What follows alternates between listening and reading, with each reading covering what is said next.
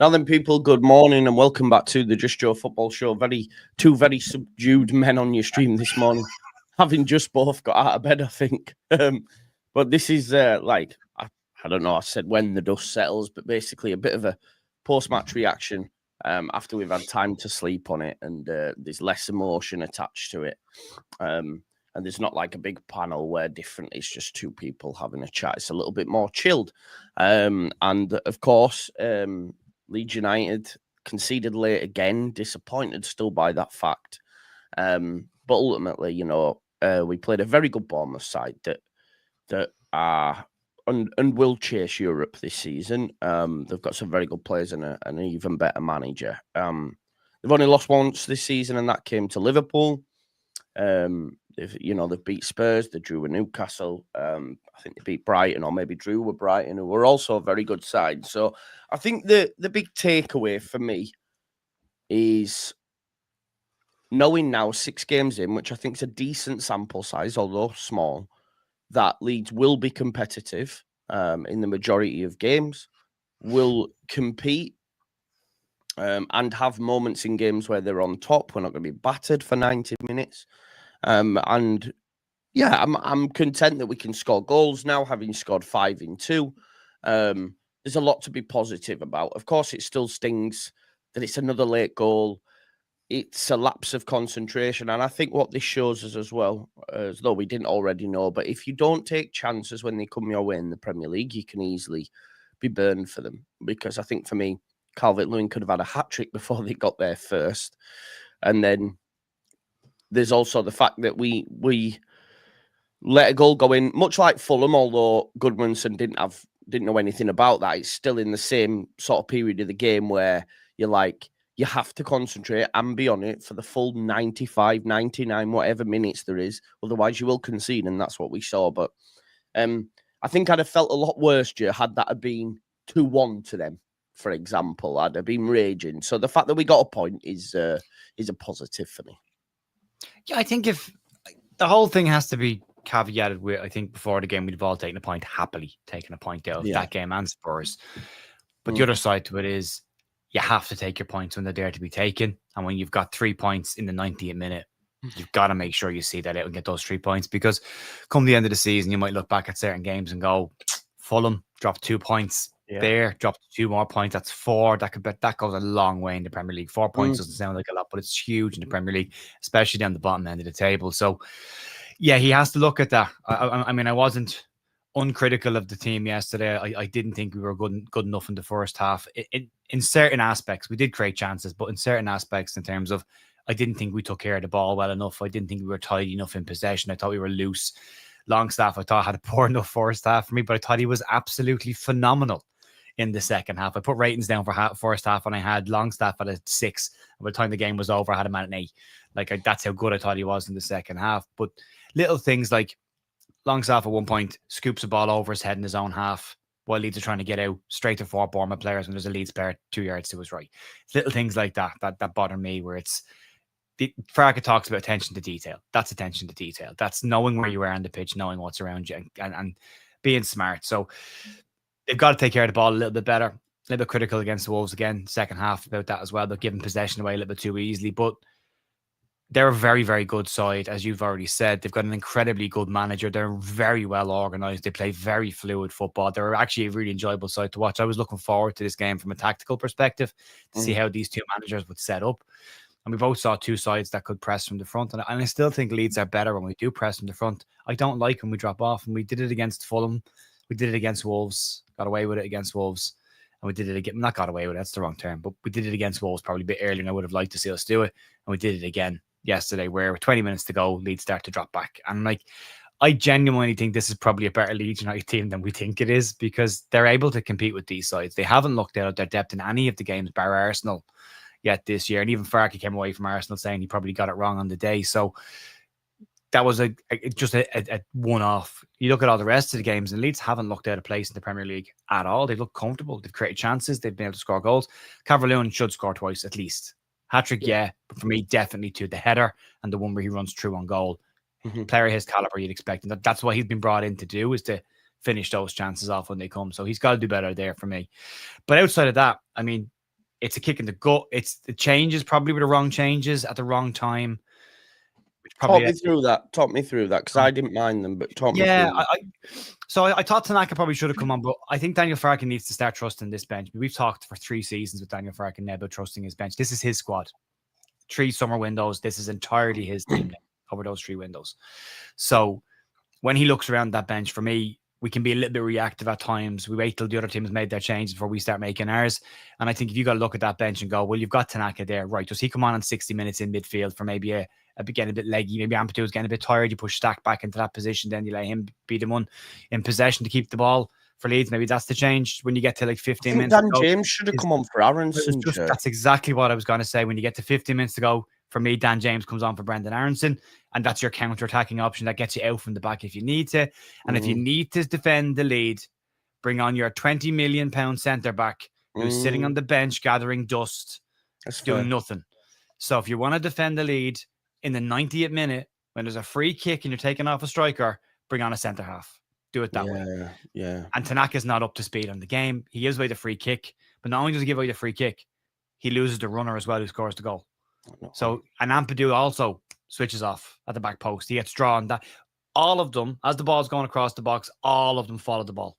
They're all ball watching. And they get. I thought it was offside. You know, yeah, it was miles on Wernie. I thought it was offside. I was waiting for VAR check and it never came. Yeah, but that's tiredness. That's the ball's going that way. We'll all just wander with the ball, and then it gets put back across, and you're not tuned. And a sub scores who's fresher, who's sharper, who's all that kind of stuff. So players have got to do better, but I do think Daniel Farke needs to. There's been times this season where he's got it so right, and there has been times this season where I thought he's got it really, really wrong. And for me, he's probably still figuring out this squad and this division and everything else about it as well, and he's trying to figure what he's trying to do. So it'll still take 10 games before we get to that stage where he's 100% with that. But there's little things like that need to be looked at for me. A concentration. That's again conceding late in the game. That's concentration that has to be worked on. And he's talked about fitness. So he's aware of this, the fitness and the making him able to go for 90 plus minutes. He's aware of that. So yeah, but outside of that, the good stuff, we scored 2 very good goals. Yeah. 2 very, very good goals. I thought Gabby Goodmunson again was absolutely fantastic. What a buy. What a player. Yeah. What a player. I thought Brendan Aronson had a really, really strong game as well. He won't get the flowers because it's all the defensive stuff, but he works his socks off and he was very, very good for us. The amount of crosses he came back and blocked, the amount of interceptions he made, the amount of breaks he came away with as well. So I thought he was one of the best players in the park for me yesterday from Leeds' perspective. And the midfield in the second half were excellent. You could see at halftime, I don't think Daniel Farke was happy at halftime. Now, he said afterwards that he was happy enough with it, but he runs down the tunnel at halftime.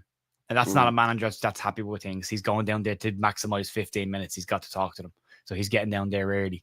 So, but the second half turnaround for us, that's where I think Leeds are at their absolute best. Going forward, pushing the opponents back, putting pressure on them in their own half, winning the ball in their half.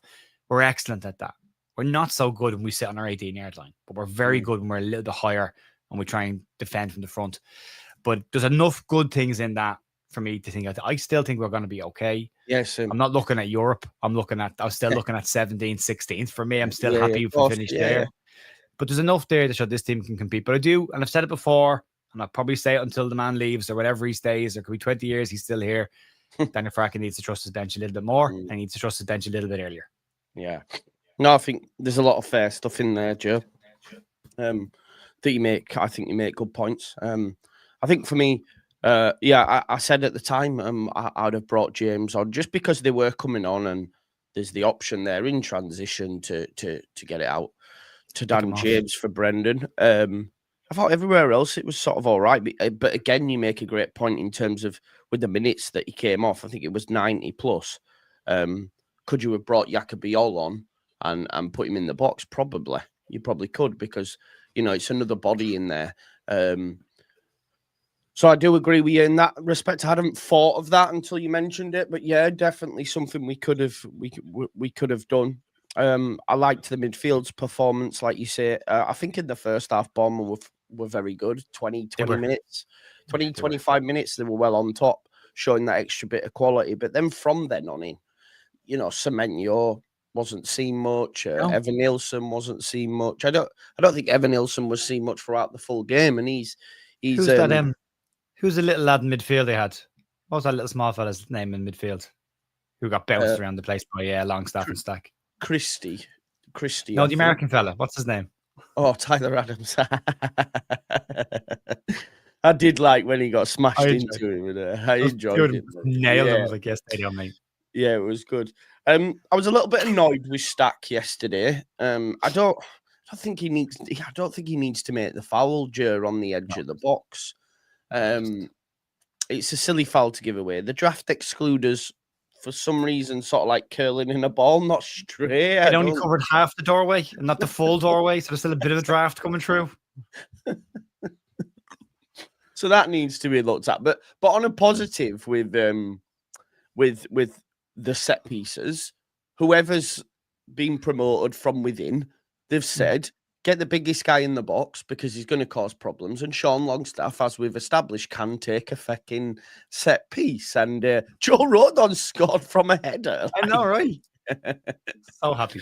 Yeah, same. That's a big thing in it. That Joe, because we know how many times he gets on the end of things. And, I love him. Yeah, he met it perfectly, and it was a good goal to score. From that, I mean, Sean Longstaff got his first goal as well, and that was well deserved. I thought he'd missed at first, but so did I. I thought he hit the pole behind the goal and shot behind the net. Then when I saw the net, it was like, yeah, exactly. So yeah, it was a great finish, and I don't know if I can say, oh well, we didn't deserve all three. Because I don't think we were that dominant or anything like that. The draw was probably fair. Yeah, fair on the. But you want the three because it's right there. Yeah, 100%. So there's loads to be positive about, but like you say, it's just coming unstuck in them last moments, and I do hope that Calvert-Lewin, because he had a great 90 minutes. I thought he was phenomenal throughout. It's just him finding the back of the net on a more regular basis, knowing that we can depend on him. Because there is a kid, he's a little bit like Bamford in that respect, Joe. You know, he needs chances to put them in the back of the net. You know, because the header that he had yesterday was a lot easier than the header that he scored from the week before. I felt, and he takes all the power out of it himself. Like where Bogle's cross, the power was taken off the cross by the deflection, and it kind of just sails into an area, and he has to generate power from the header. That one for me, like as it was going in, I was screaming at him, "Take it down." Take it down. You've got time. Take it in.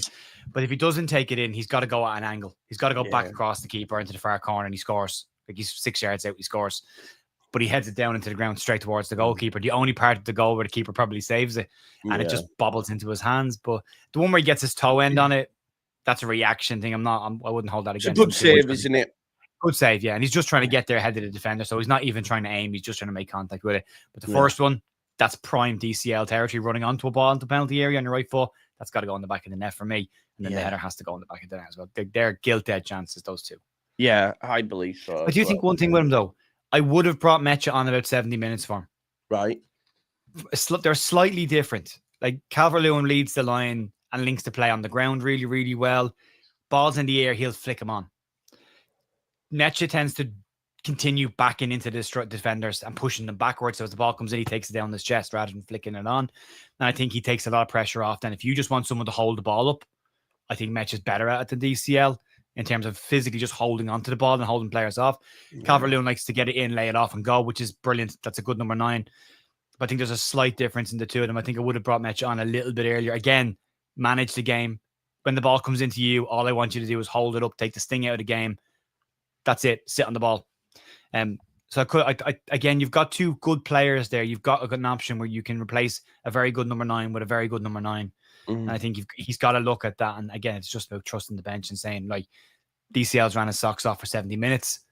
Let's bring Lucas on now. Hold the ball up for us. Let's bring Dan James on. Try and get counterattacks if you can. Let's bring Yaka on. Try and defend this lead. Like, they're little small bits for me. But I thought he had a really, really good game. And I think Farkas probably leaving him on for the 90 to get the minutes up. Yeah, I think so as well. Yeah. It's interesting on Okafor, though. Like, the last 2 games, he seems to have taken Okafor off at the time when he's just really starting to get into the game and starting to do things when the defense is getting tired, which is an interesting one. And I think he needs more minutes as well to get sharper as well. But I thought he was okay as well. Didn't get an awful lot of the ball, but I thought he was okay. I was going to talk to you about Okafor actually, because I felt like he took about. I want more from him, Joe, just because I felt like he took about 20, 25 minutes to get into the game. I forgot you were playing. Yeah, it was said on our stream as well, and I think the point that I was making is, have we played the ball into him? I was like, no. We haven't given the ball into that area at all. Everything's been on the right-hand side of the pitch. Nothing's been over there to him. Like Brendan Aronson had an incredibly busy first half, and now we're Okafor had nothing to do. It's like, well, are we actually giving him the ball? Are we playing the ball into those areas where he can attack people? Like, I think Lockie did a really good breakdown on the last week, and I think one of the things that he said, I think he said this was coming from somebody else. You've got to get these players ball in areas where they can cause threats and do damage.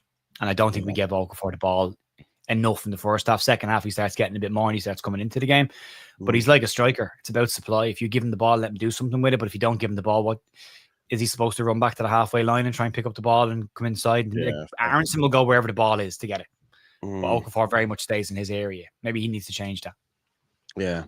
And like Vic said there, I mean, they did dominate the early exchanges of the game. So there's probably something in that as well. But yeah, in terms of what the managers had to say after the game, Joe, he basically said that, not seen many teams reduce Bournemouth to so little. Proud of that. In 3 home games, struggled to think of chances for the opponent, which I agree with. That's one thing I've said. I maintain that we will be difficult to beat for any side, really. We always have a chance to fight at home for points. It's difficult for the opponent. Everyone is fighting for everything, and we have unity with the supporters. I don't disagree with anything he said there, really, to be fair, in terms of us being difficult to beat. I'm actually looking forward to Spurs next weekend as well.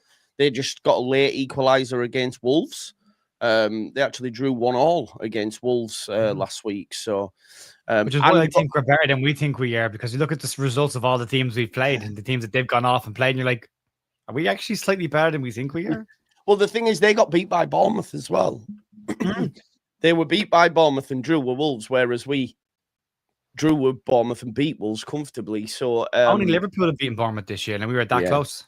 Yeah, exactly. So, yeah. Maybe we're quite slightly better. Which is, I did the review last week, and again, I picked on Anton Stack last week, and then he gets man of the match. I picked on Sean Longstaff this week, and he got man of the match. I've got to just keep picking on certain players each week.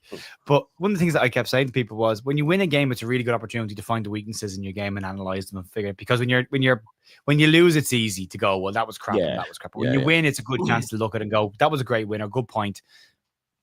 Where's the cracks? Like, there's one thing, Joe. And I need to look at it a bit more in detail. It's anecdotal at this point, but there's one thing I want to look at. Pascal Strauch's wandering. He does it once per game. Okay.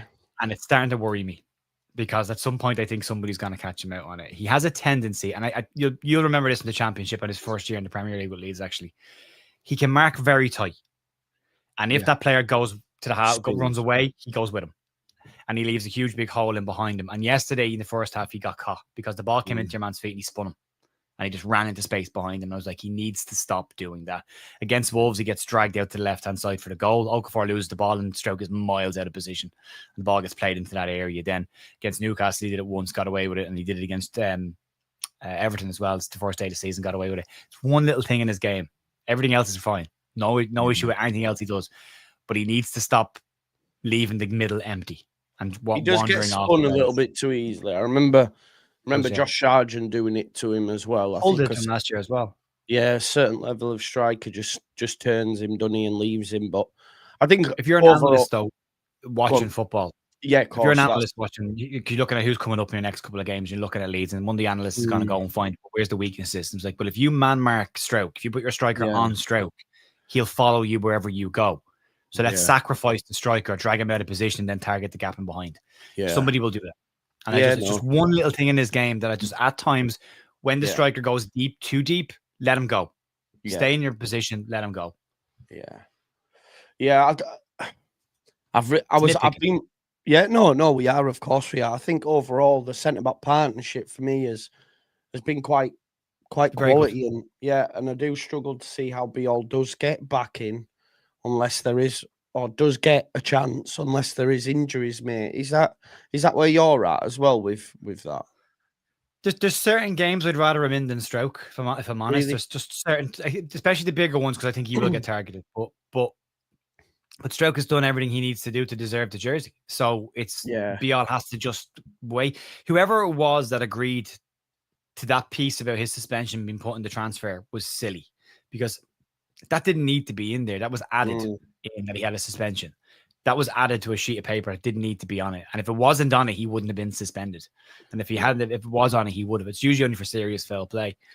But that causes him now to miss loads. Again, Sebastian Borneo can't get into the squad at the moment. And Frank has talked about how good he's been in training, but he didn't play. So now there's players ahead of him, which is great from a squad perspective. That's what we need. We need 25 players who are all at the same level, who can all fight for positions. And if you're out, you're out.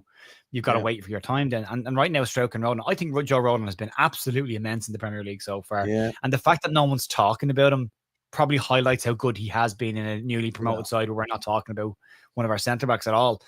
He's been really, really good. I think Stroke, again, outside that one little thing that I've got a problem with, everything else that he does, his passing is very good. Distribution, his reading of the game tends to be very, very good. Attacking balls in the penalty area, he is probably the first one to get his head on anything. So it's all really, really good. The two of them have been really good. That defensive line, Bogle looks very comfortable as a Premier League fullback. Gudmundsson looks like a tremendous signing. So that defense looks really, really strong. And then when you look a bit deeper, you've got James Justin, who has played Premier League football as a fullback. He's there in the backup. And you've got Jakob Biala, £20 million centre-back, sitting there waiting to play as well. And your other £7 million centre-half can't get in your squad. So that tells you how good they've been. Yeah, it does, mate. You bang on. And I do want to, again, Iriola said after the match he was full of praise for Leeds United's work rate. He prides his Bournemouth team on their running and their physicality, but accepts Leeds were better in this regard. That's something that we do pride ourselves on. Like you've mentioned, that three-man midfield. I think another positive we have to take into Spurs next Saturday is that fact. And also Spurs actually compete in Europe. So this will be the first time we're going up against a side that has to play an extra game. Spurs played yesterday. They play away at Bordeaux Glimt on Tuesday. And then they come to Ellen Road on Saturday. So we have to use that, right? That extra week off to show that Iriola says that's what Bournemouth are famed for. Their running, their physicality is very much in the Bielsa mould in that respect in terms of having these players fit. Farke getting praise from someone like Iriola for that. The squad getting praise for that. Again, as well, Joe, I don't know about you, but I'm happy to go with the same lineup against Spurs at home. I don't know if there's anywhere I go, yeah, you probably need to come out. I'm not sure where your head's at. I don't think you make any changes based on performances, which is why the starting 11 will probably... And Daniel Farke doesn't like to change the side unless he absolutely has to. We know that from history. Like, if he can go same 11, he'll go same 11. He doesn't change a winning team.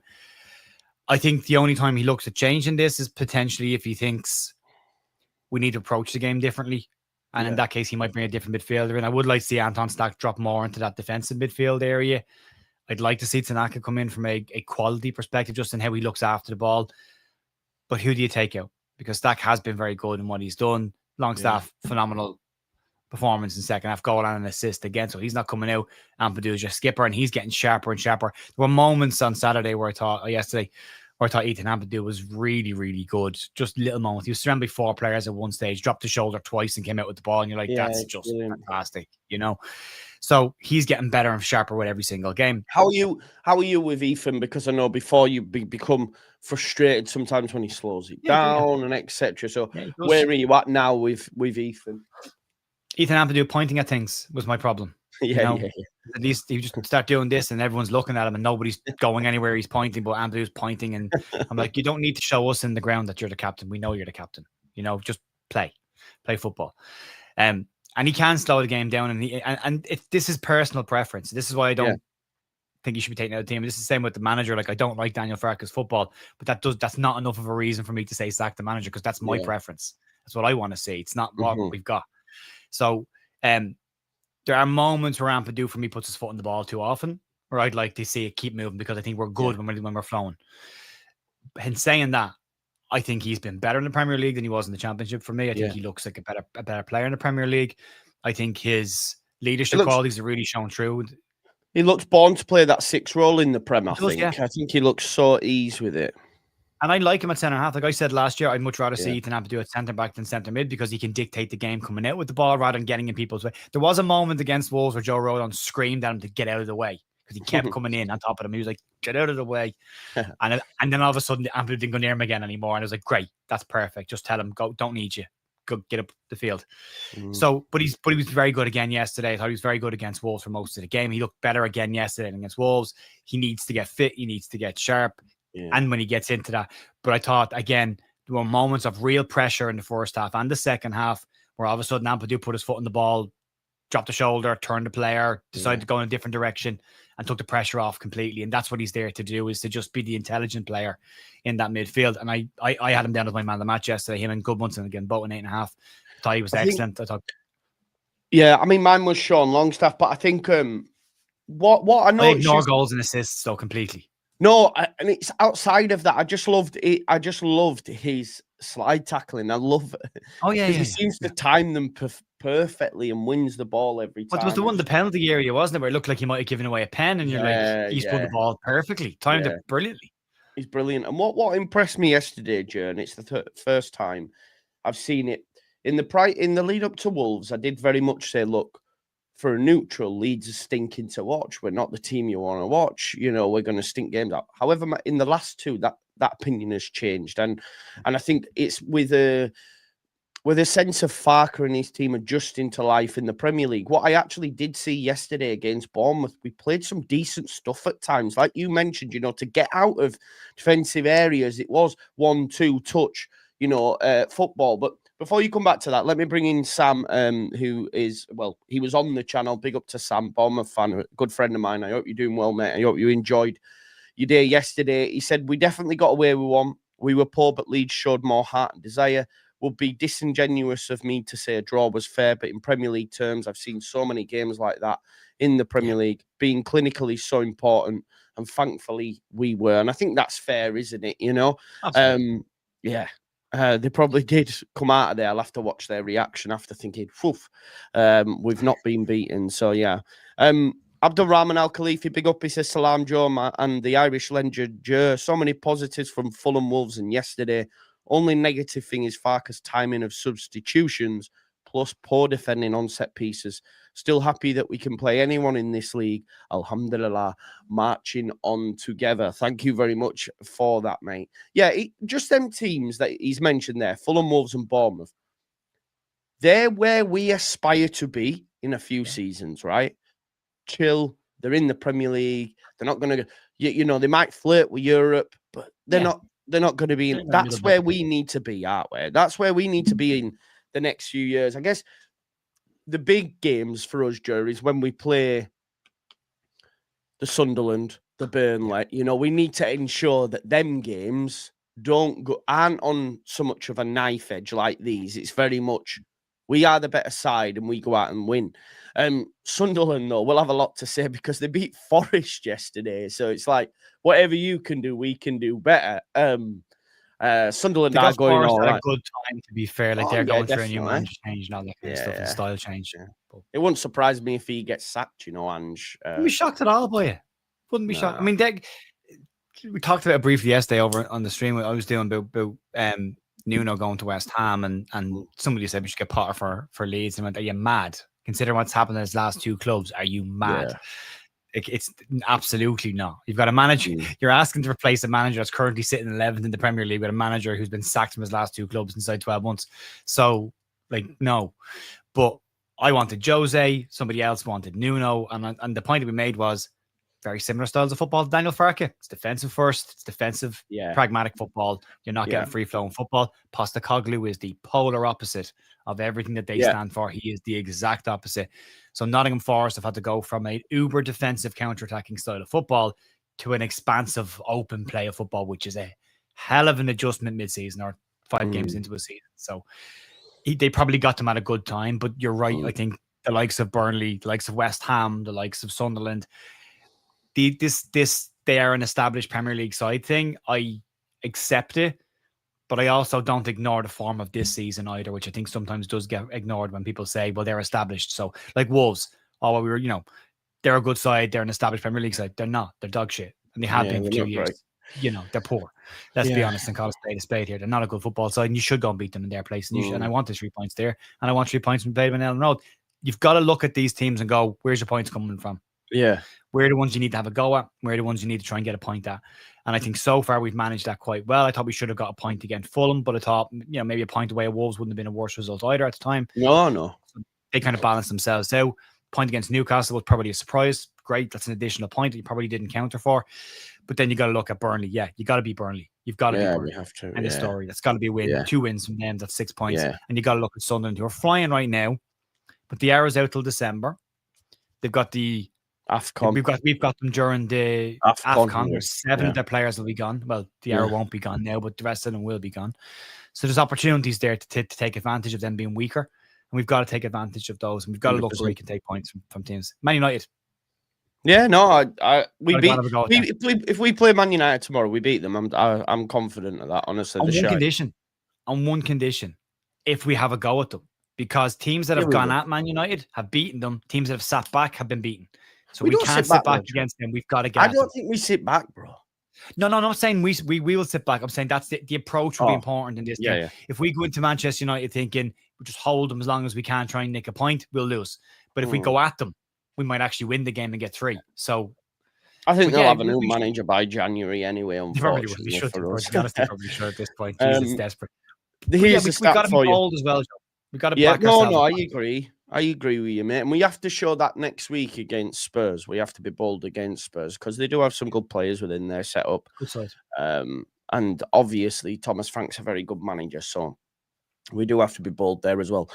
Johnny Cooper's tweeted out, Sean Longstaff today was the first Leeds United player up to have on record to create 7 chances and win 10 duels in a single league game, covering over 12 kilometres per game so far. He's top notch, isn't he? And for 12 million, I think it's a bit of a snip, actually, because if we get someone in from Germany and he's doing what Longstaff's doing, we're all going, oh my God, what a buy. He's so consistent. It's the name, isn't it? Yeah, of course. I said this. He's from up north. He's ginger and his name's Sean Longstaff. That's the problem that he has. It is, yeah. So it's pure aesthetics. Yeah, it is. Everyone loves Tanaka, but I can't see the manager, even though I don't think Stacker was great yesterday, but then he was great the week before. He was great against Everton all the time. Yeah, he's going a bit like this in terms of like I'm not saying he's ever shit, but yeah. He's a 7 most games with the odd 7.5, 8. Yeah. Back to a 7. He's solid. Yeah, he's not changing that 3 now, is there? I don't see Tanaka getting starting anyway. No, not until he loses a game. No, yeah, exactly. I just don't see it. I think obviously Tanaka getting injured, Longstaff coming in, having great performances. It's now sorry. That's you. His shirt to lose. Another one from Johnny Cooper yesterday saw Joe Rodon register his most shots and touches in the opposition box in a league match in his entire career. And it was the first time he'd had 2 shots on target in a game, which again, it's all positives for Leeds that we've gone up a level and we're still competing. Do you know what? When was the last time we lost? I don't expect you to know that, but the chat might be able to tell me. When was the last time we lost a league game at home? Burnley? Is that when it was? Burnley. Wow. Or did we lose to Blackburn, maybe? Did we lose to Blackburn last year or was the year before? Might have been the year before, mightn't it? But that's insane. A league game. Burnley, was it? September last year, Burnley, yeah. It's been a year. Yeah. That's insane, Joe. Gotta hold on to that as long as you can. Definitely. One thing I like about Joe Rodon, he went for a counter-attack yesterday. And only for Dominic Calvert-Lewin couldn't get the ball under control. He was gone. He was clean through on goal. He'd headed the ball out from the defence and they had very few players on the halfway line. It went straight to Calvert-Lewin, but it was bouncing up to him. And he kind of caught it on his chest, caught it on his head, then was trying to take it down his knee. And Rodon just ran past him. And he's like, just let the ball go. He couldn't get the ball down. And then Rodon has to turn around and run back to defence. But I was like, go on, Joe. Go get yourself another one. I'm a big fan of Joe Rodon. I have been since he's come to the club. He's my kind of player. Yeah. You know, he's my kind. I'm delighted to see that he's proven that he can play at the Premier League level. He's like you at centre back in the Content Creator Cup, isn't he? Just go in and just smash people and kick the ball away. That's all you got to do, mate. That's all you got to do all day. I love that because that's his job. But that's his job again, Roy Keane. But that's his job. His job is to make sure that no one goes through him, and then he gets rid of them. I don't need to see my centre half doing beautiful 60-yarders across the park. Get rid of the ball. Tackle. Get rid of it. If nothing goes in there, job done. Yeah, no, you bang on. Tanaka come on with 3 minutes to go. Do you expect him to be up and running? No one did. No one did. No one did. Yeah, no one does. No one said that. We just said we don't see him. How do we get him start? I guess. Yeah, I don't. There's maybe a conversation of we'd like to see him start, but the conversation is how. We didn't say he's poor. But what do you mean? I mean, Tanaka did give the free kick away, didn't he? He did lose the ball and lost the man. It wasn't great. I do accept that coming on at that point is probably the wrong time to making that kind of a change, because you're not up to speed with the game. You're not up to everything that's going on. There's a lot, and the atmosphere in the stadium's at its highest because you're trying to hang on for a win, and everyone's we had just started to enjoy ourselves on the watch along. We were just having a laugh and a giggle, and then go. And you can start to feel the closer you get to 90, you're nearly there. This is done. We're into injury time now. We'll defend this and we'll win this. And then there's a switch off. But Ampadu is there as well. There's two players at the back post, and Ampadu's not marking either. That fatigue from him and just not up to speed from Tanaka, and probably shouldn't be in that position. But that's again, I go back to the bench. Daniel Farke has put a really good squad together of players that are capable of playing at this level. You've got to use them a little bit earlier. For me, you look at what Bournemouth did. They freshened up the team at a certain point with players of similar level that could come in and do a similar job, but fresher legs. I would be doing that with Leeds midfield. He does it with the wide players all the time. 60 minutes, change the wingers. Do it with the centre of the park as well. Tanaka should be coming on for one of those midfielders in 60, 70 minutes to freshen it up a bit. Same with Bial, maybe coming in centre back 60, 70 minutes, keep it fresh at the centre half areas. Daniel Farke has a habit of flogging players for the best of reasons. We're doing well, we'll stick with this. Like, right, but they're tired, Daniel. But we'll stick with this because we haven't, and then you can see it. So I would never change a centre back pairing. I might change the formation that like your striker, like you mentioned, drops. Get rid of the take off Gabby, let Jack do wing back position and put a centre back on. Yeah, maybe. Yeah. I see that. But it's just those little things that he's got to look at that bench now. And first year, I completely agreed with Farke on it. I kept saying all the first season he was in charge, that bench isn't good enough. He doesn't trust that bench, and I wouldn't trust it either. Like, there's no one on that bench coming on to make a difference or change a game or even see out a game. So I 100% understood him playing the 11 he had. Last season, less so, but still an element of it. This year, that's how many transfer windows now to build that squad out.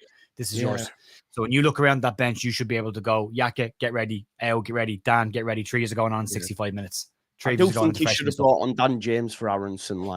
Don't understand why he didn't there. That's one thing. Yeah. And how many games are you going to get out of Brendan Aronson at that level, at that amount of running that he's doing before he picks up an injury, before he tears a hamstring or does a calf or something? Because that's huge. And Farke talks an awful lot about minding players' minutes and minding their bodies and making sure they can get through it. And that comes down to squad rotation as well. He's got to be able to identify when's the right time to take somebody off. And it's not always about impacting the game. It's not always about defending a lead. Sometimes it's just about fresh legs. Yeah. No, you're right. So, I think, Brendan probably could have come off. I thought Harrison did all right when he came on. He's fine. He does what he does. He got nutmegged on the edge of the box immediately and then nearly scored from it. I remember that. Yeah, but outside of that, he's fine. He had a break as well. He had a shot on target. It's a really good shot, actually, that he took. It was. Harris, he's not the first change I would be making, Joe, but then I have my own issues with Jack, but he's not the first change that I would be making. It frustrates me that he is the first change every week because I don't think he's the most obvious one. Sometimes I'm like, the wingers are fine, leave them alone, change the midfield. Or change the striker, leave the wingers alone. But I think Farke talks an awful lot about not being predictable, but I think Daniel Farke is quite a predictable manager. I think we all kind of realised that 11 was probably going to be the same 11 before the game. We could pick that side. I picked it on Thursday night. It was like, that's going to be his team. And it was. I think you can look at the bench as well, and you can go, at this minute, this player will come on. At this minute, this player will come on. And they're pretty predictable changes. So I'd like to see him just change it a little bit and don't be so rigid with it. Look at it and go, leave the wingers alone. Okafor probably needs 75, 80 minutes. Let him play. Change the midfield, change the striker, change the centre half. Whatever you need to do, change the shape. But it shouldn't always be 70 minutes, 68, 70 minutes. Jack Harrison's on for Okafor. That's what it's been. That needs to change a little bit as well. But I thought Jack was okay. Didn't do anything wrong outside of one moment, but that he just come on the park. Once he got into the game, he was grand, retains the ball quite well. He looks after it. He's tidy in possession. He's safe. And that's why Farke likes him. He's a safe player. And I think so. Safe. No real issues. Yeah. Do we need anything big changing for now and next week, do you think, or is it much of the same? I just want to see him use the bench better. That's it. Yeah. That's all I want to see. Only takeaway. Yeah, you got 5 changes, use them. Because they're all of a similar level. You know, you bought these players as well. So they're all there for the same reason. So trust them a little bit more. That's all. Yeah. And keep the team fresh. Because then maybe that last 20 minute drop off that we saw against Fulham Wolves and yesterday, maybe that doesn't happen then with fresher players on the park earlier, you know? That's fair. 6 games in, Joe. 8 points on the board. 2 wins, 2 losses, 2 draws. 6 goals scored, 9 conceded. Obviously, 5 of them coming in one game, you know. So you're looking, we know what happened there, but you're pretty content with where we're at and confident, you know, for the rest of the campaign, especially until January. I'd still like us to go again in January and actually spend this time instead of not. But I think, you know, we're doing all right. If you look at the teams below us, Wolves are down there, West Ham, Villa. I do expect Villa to have an upturn, but they're still, you know, not looking great. Forest, Burnley, Newcastle, I think will start to rise. You got Man United, Brentford, Everton. How are we feeling? Are we happy at the minute? Yeah. I nitpick at things. I do, and I can be slightly overcritical at times as well. Like I mean, as I said, I don't include assists and goals in man of the match or score, and I look at the performance of the player rather than those moments. But outside of that, I'm very happy where we are. I think 11th place in the table at this point. I don't think any of us thought we'd be here. I think we'd have all bitten our hand out. I think we all thought probably bottom 4, maybe 5, fighting around. I said to you 6, 2 wins, 2 draws, 2 losses. With absolutely, the fact we played Arsenal, you go, I'll take that. Paul Brooker sent me a thing during the week from Opta, and it basically measures how difficult the start of your season is for each team. And according to Opta, Leeds is the 4th most difficult start to a season of all the teams in the Premier League. 4th hardest start based on the teams you're playing against. And to be 11th after that with 2 wins, 2 draws under your belt, you take that right now. I mean, yesterday would have seen us beat Southampton's total wins for last season. We're already level with them. Don't mate, because I was already I was going, bloody hell, with 50% win rate already. What's going on? This is, and a lot of people keep saying we stop talking about the bottom 3, Jerry. I'm like, but you have to be aware of that. There are little, there's little benchmarks or milestones along the way that you can say, right, that's out of the way. Right, that one's out of the way. Right, that one's out of the way. Now we're moving. But that's great. I mean, 11th place in the table is fantastic. They've played well. Again, as I said at the start of this, and I don't want my little nitpicking stuff, which to get in the way of the overall message, which is we belong here. We look like we belong here. We look comfortable here. I don't think we've looked out of our depth, which is why I want a little bit more from them, because I think there's more there in this. So I think when they've gone at teams, they've shown they're capable of doing it, and teams don't like it. Yeah. So great. More of that, please. You know, so really happy. And then again, as you say, going towards January, they've got to have a good look at this. I think they've got to look at the squad now as well when they get to January and going, who are you not using? Joel Pirro has to go. I like the lad, right? But we've already established, like, as a fan, Joe, watching this, are you at any point thinking, bring Pirro on to... No. He's not going to impact the games. I'm sorry, he's not. He's not. Unfortunately, the way his, I don't know, demeanour is on the pitch or what he gives us on the pitch, it's not suited to the Premier League for me. The style we played last year and the year before arguably doesn't necessarily suit Joe Pirro's style of play. It made it work.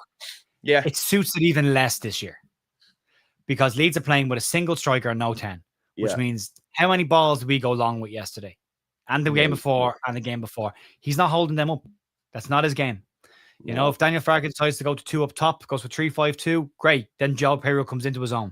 Absolutely. Yeah. And this is not a slight on Joe Pirro. No. We talked about this during the summer when we were over in Leeds chatting, and I think we said at the time, will Joe Pirro get double digits next year? I think we both kind of said the same thing. Will he play enough football to get double digits next season?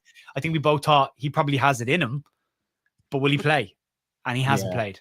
So unused sub again yesterday. When the change is made up top, it's Mecha comes on. So you're looking at that going, would a top championship side or a championship side fighting for promotion come in January and try and buy him up? Yeah, exactly. Probably take the money. do you know, if Leicester or someone's in and around there, you could easily say, look, you've got a striker here who could get you 15 goals, man, if we're being honest, between now and end of season. So I think there is a case for moving him on, which would then enable Leeds United to spend a little in January as well, you know? So I think that's important. Yeah, they still we need do. to sort that right side of the pitch because it's still not. I mean, I love Brendan, mate. You know I do, but I still want an upgrade on there. I think he's been fantastic. Yeah. The problem with Brendan is he's brilliant in a certain box. Yeah. Right, and you have to, and that's the way you can't speak about it any other way than that. It's again, like I said, somebody yesterday. It's like trying to judge a Fiat off of a Ferrari's performance. They're both cars, but they're different. They're very different. It's like when people say to me, Joe, they go, "Oh, says no about Aronson, but criticizes Okafor." Yeah, because I know you expect more from him. Okafor's up here. Aronson's just what he is. He's steady Eddie. You know what I mean? I know what I'm getting from him, but I think Ethan Ampadu is a fantastic midfielder, and because of that, I expect a hell of a lot more from him than I do from say Gruev. I don't know, somebody else. Gruev. Someone else, right? Yeah, from a Gruev. So I look at him, and if he's been a 7 out of 10, I'll go, I want 8 out of you because you're capable of an 8. So give me more. Yeah. But if I look at a 7 out of 10 from a Gruev, I'm going, that's probably bang on where you should be.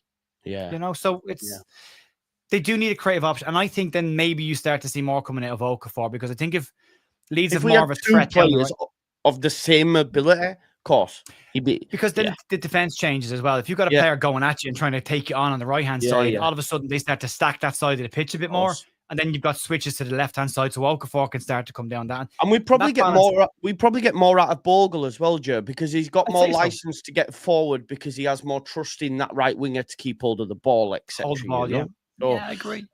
I agree. So there are still they have to do it. They can't if they're sitting in 11th place come January. They might think to themselves, like rest. Fine. Yeah, nah. My argument on that would be, you are fine. Yeah. But go get another player in, because PSR-wise you'll be fine by the end of the season, because you're going to be here again next season. But do not gamble. No, don't gamble. Because the history of Leeds in January in the Premier League has dictated where we finish in the table. Yeah. So go and get the business done in January. If it's 2 or 1, I don't care, but the priority needs to be a right-sided player. Go get that. I'd love a Spurs Jan as well. Someone, exactly. But I don't know if that's there. But go and finish the job you started, and then when you're confirmed in the Premier League, the summer window becomes all about attacking players. Yeah, agreed. Yeah, definitely. Darlow, just because 70s channel again, just steady Eddie, weren't he? Darlow yesterday, nothing to worry about there. I didn't like the free kick, and I'll tell you why. Go on. It's the goalkeeper's job to organise the wall. Oh, right, yeah, fair. Sorry, the draft. Yeah, of course, yeah.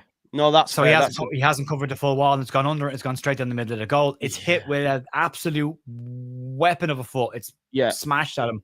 So he's not saving that from 18 yards. But that's his job. Sort the wall out. If it goes under the wall, dude, that's your wall. I mean, and again, as a coach or a manager, if I'm walking to a dressing room after a game and I'm criticizing anything, I'm talking to my goalkeeper going, what was the story of the wall? 100%.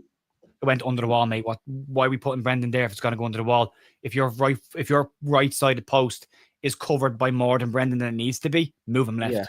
Yeah. No, that's fair. And that's it. He catches the ball, takes pressure off. He commands his area really well. Distribution is very good. Goes long when he needs to go long. Makes the saves he needs to make. Does his job. Does it well. No issues with him. But the free kick is the only part from there. I do think as well, like Vic said there, Aronson was the draft excluder. Too short. His feet bent round into the fetal position. It was like, no, Aronson, you're supposed to stay straight, bro. If you stay straight, you just fall over, though. Like, if you don't kick your legs back a little bit, like a tripod, like, you're gonna just fall backwards. So you're like, but again, the keeper's looking at that, and he's lined it up, and there's a moment. Again, if you watch it back in the build-up, where you can see someone in the wall is talking to Darlow, and Darlow's like, no, wait till it's put down. Wait till the ball's put down. So he's basically saying, where do you want this? He goes, just stay where you are for now. When he puts the ball down, I'll move you. So Darlow's in control of that situation. He's in control of that wall. That is his wall. He's the only one to organize that. He tells them where to stand, how many he wants, who's where. That's him. 100% him. So he needs to make sure that anything underneath that wall is covered. Otherwise, I think we're the only team to put a draft excluder in a wall. and the ball go under the wall into the back of the net. Like, that's what I mean. I think there's some confusion in the conversation of what a draft excludes us for. Everyone said it's the walls. Yeah. It's the wall's fault for jumping. No, that's the whole point. You put someone on the floor. They can jump then. So that they can that allows them to jump. Yeah. And you're like, oh, Jesus. And then do you know what you do? Because I looked at it afterwards again after the game and I went, if they hadn't jumped, they don't score. And then you're going, what the fuck's the point of Brendan being there then? That's what I'm saying. He might as well have just laid over at the side of the pitch because, like, he had no impact. Silly. No, but listen, it's the only criticism. It cost the goal, but it is the only criticism. He lost. Darlow lost points from me yesterday on ratings because I was like, that needs to be I was annoyed at Stack for giving the free kick. He did it last week again, though, as well. Give away a stupid free kick on the edge of the penalty area. Just silly little things like that where you need to just cut out of the game a little bit, you know? Yeah. But overall, we're all right, aren't we? We're content. We're happy. Very happy. Move on to Spurs now. It's a good time to nitpick, Joe, when you're doing well. Yeah, exactly. Yeah. No, great. Yeah, I'm very happy. Move on. Before we finish, do you want to tell people about the Football Content Awards, mate? And the channel's been nominated for 2 awards in the Football Content Awards. That this year the final's been held in Ellen Road, actually, which is mad. We've been nominated in Best Podcast, which is in the Premier League category. Just won. All Leeds TV have been nominated in the Football League one. I don't know how we both managed to get into it, but we both have in 2 different categories. And we've been nominated for Best Content Creator in the Premier League section as well on our own. So we're the only Leeds channel there. So if anyone wants to vote for us, that would be great. The votes close on the 12th of next month, and then the awards are in November. But and how can you vote, Joe? You can go to the Football Content Awards website, and then you literally go to vote. And you'll see a picture of the new look Ellen Road. Click on that, and there's a vote button. You click there, and you just go down. There's loads of drop down menus. There's tons of categories. Just pick the 2 you want. You don't have to register. You don't have to use your email. All that's optional. You can just go click, vote. Done. Nice. So make sure you go do that, folks. Football Content Awards. And it's at Ellen Road, which would be nice, bro. And I just want to say, while I'm here, because I did text you about this, but I wanted to make sure I said it properly. I am very grateful for the fact that you gave me a platform when we started off doing this in the very beginning. You brought me on the final word when I had a small little channel with a couple of thousand subs. And you brought me on to do the final word and get a chat. And I'm very grateful that I got a chance to do this, to be on your channel, to get to know you as a mate as well. And then to come from that. So even if it's just nominations, the fact that we're even in the conversation, it goes back to when this all started. So a massive thanks to you for giving us the platform to get to this. No problem, mate. No problem. My pleasure, man. Honestly, you do it yourself, though, right? At the end of the day, you speak really well. You're a very good content creator and deserve it, mate. So I hope you win it 100%. And if you don't, enjoy the day, right? Enjoy the day. It'll be a great day. We went to, I don't know if it was an inaugural one, but we went to one in Manchester. Me, Connor, Tash, Jack, like Oscar, and genuinely as a day, as a spectacle, it was fucking brilliant. It was brilliant. So I think last year's was at Tottenham, maybe, but the fact that they're doing it at Ellen Road, that's quality. So get amongst it. Is Emma Jones hosting it? I don't think she's hosting it this year. I was talking to her about it, but she's not. I don't think she's hosting it this year. They announced somebody else as the host, so. Nice. But again, it's in Leeds. It's right there. Yeah, it'll be quality, man. It'll be quality. Listen, make sure you vote for Leeds United. The View. Is it though? The irony, though, Joe. You've Leeds who won't work with content creators, have said they won't work with content creators. And are hosting the content awards in Ellen Road.